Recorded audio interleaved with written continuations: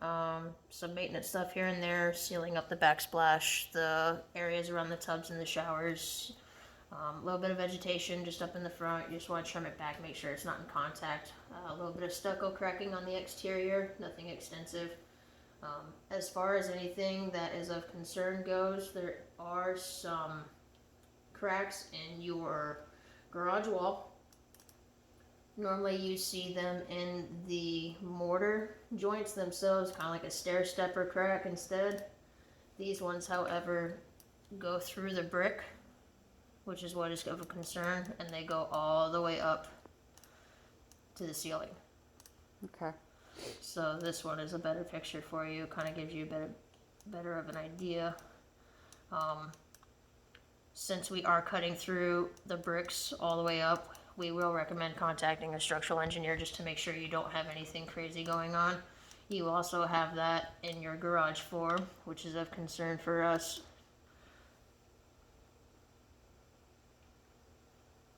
Not the best picture, but the best one that we can kind of pull together for you, because it is epoxy covering, but with how extensive the cracking is itself and how extensive you can see it, and then you have a little bit of it kind of pointing. Yeah, kind of bubbling up. Yeah, so it's bubbling up instead of just cracking along like it normally should. It is within the lines that they do cut, but it is pretty extensive at this point. You've got some serious gappage right here. So with it not being a maintenance issue, it will be more of a repair replace, contacting a structural engineer, because it just seems to be the right side of the home. So with that being said, also located on the right rear side of the home is going to be your compressor units. Those we've got.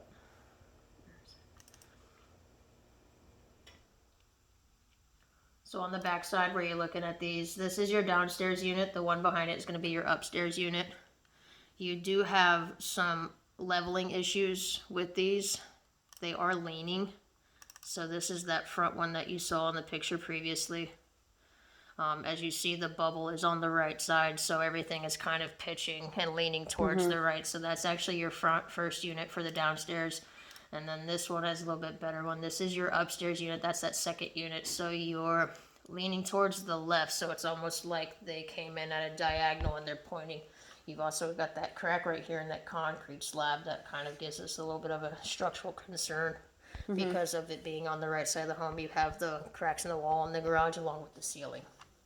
So, Ray and Nancy, you've already contacted the structural engineer on those 3 issues, and he's got the videos as well as pictures I already sent him. He's going to review them, get back to me, and schedule a time to look at them in depth, and then give his recommendation if anything needs to be done.